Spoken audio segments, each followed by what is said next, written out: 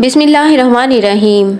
अस्सलाम वालेकुम। कैसी है मेरी यूट्यूब फैमिली? उम्मीद करती हूँ कि आप सब लोग खैर खैरियत से होंगे। और जो मेरे बहन भाई बीमार हैं, परेशान हैं, अल्लाह पाक से मेरी दुआ है कि अल्लाह पाक इनको जल्द सेहत और तंदुरुस्ती अता फरमाए। आमीन सुम आमीन। अगर आप बार बार एक ही दुआ मांग कर थक चुके हैं, मायूस हो गए हो, इस वीडियो को जरूर देखो। क्या तुम जानते हो नसीब बेशक अल्लाह के हाथ में है, मगर दुआओं का इख्तियार इसने हमें दिया है। दुआएं ही तो हैं जो हमारी तकदीर को बदलने का इख्तियार रखते हैं। हाथों का उठ जाना या सर का झुक जाना कभी भी हमारे बस में नहीं होता। हम अल्लाह को कभी भी नहीं चुनते, बल्कि है अल्लाह हमें चुनते हैं। मुश्किल वक्त में हमेशा दुआ मांगा करो, क्योंकि जहाँ इंसान का हौसला खत्म होता है ना, वहाँ से अल्लाह पाक की रहमत शुरू होती है। दुनिया की तेज रफ्तार चीज दुआ ही है, जो दिल से इंसान की जबान तक पहुँचने से पहले ही अल्लाह ताला तक पहुँच जाती है। जब अल्लाह ताला तुम्हारे दिल से किसी चीज का ख्याल नहीं निकालता,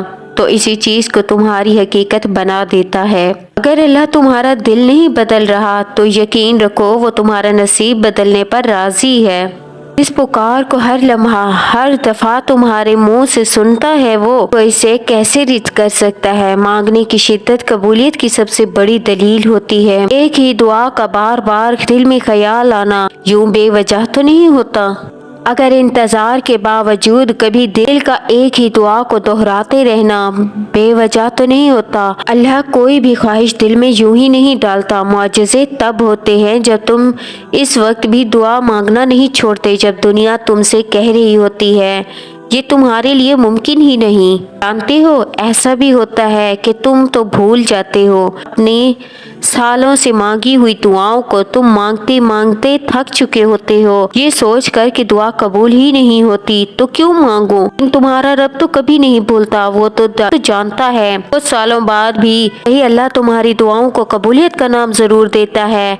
इसे सब याद है। तुम्हारा रातों को उठकर दुआएं करना, तुम्हारा अपनी दुआओं की कबूलियत के लिए मौजज़ों का इंतजार करना, तुम्हारी तड़प, तुम्हारी जुस्तजू, वो कुछ नहीं भूला। वो मालिक मौजज़ात है, वो खालिक कायनात है। मौजज़े करना इसकी शान है। ये तो बस वो एक ही मौजज़ा चाहिए ना जो तुमने मांगा है। हालांकि अल्लाह जानता है कि तुम्हारे हक में क्या बेहतर है। तुम गहरे दर्द में सवाली बनकर अल्लाह के दर पर जाते हो ना, जब तुम बेज़बान खामोशियां लेकर अल्लाह के सामने फरियाद करते हो, जब तुम खताओं की अपनी टोकरी लेकर इससे रहम की भीख मांगते हो, तो वो अपनी सारी रहमत समेट कर तुम्हारा इस्तकबाल करता है।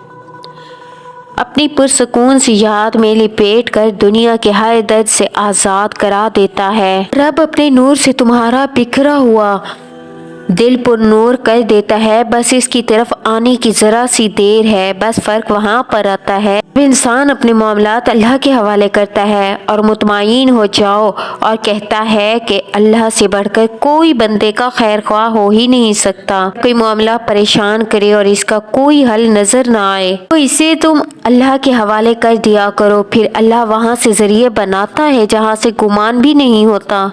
जिसकी दस्तरस में दो जहां है, इसके लिए तुम्हारा मामला आसान करना भला क्या ही मुश्किल है। जब तुम्हें महसूस हो कि तुम्हारी तबीयत को फिक्र खुदा से सुकून महसूस होता है, तो समझ लो कि अल्लाह पाक तुम्हें पसंद करने लगे हैं।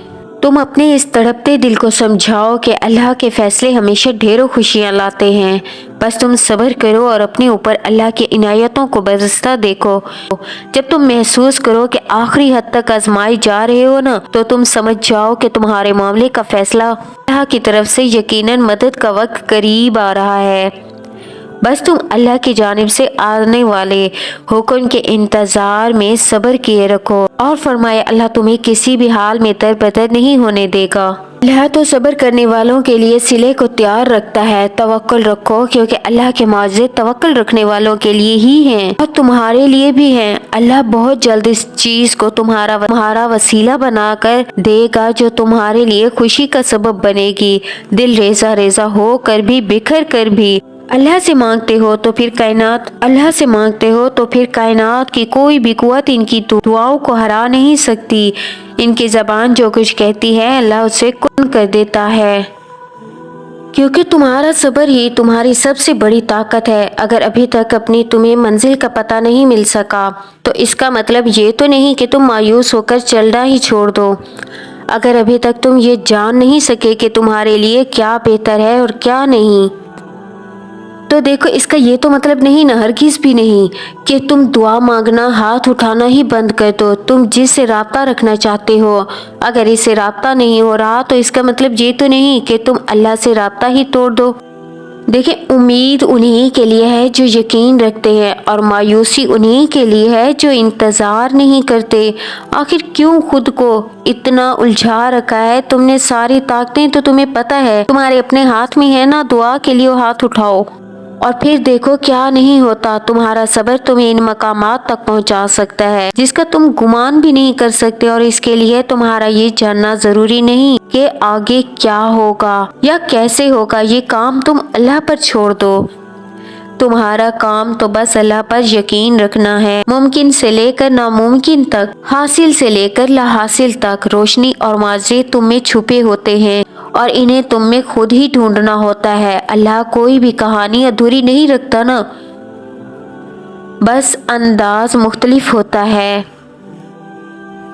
مگر وہ ہر قصے کو پورا ضرور کرتا ہے۔ کوئی بھی جگہ خالی ہمیشہ نہیں رہتی، اللہ ہمیشہ کسی نہ کسی چیز سے بھر ضرور دیتا ہے۔ زخم کوئی بھی عمر بھر نہیں ستاتا، اللہ تعالیٰ کوئی نہ کوئی اس کا بھی مرہم کا ذریعہ بنا ہی دیتا ہے۔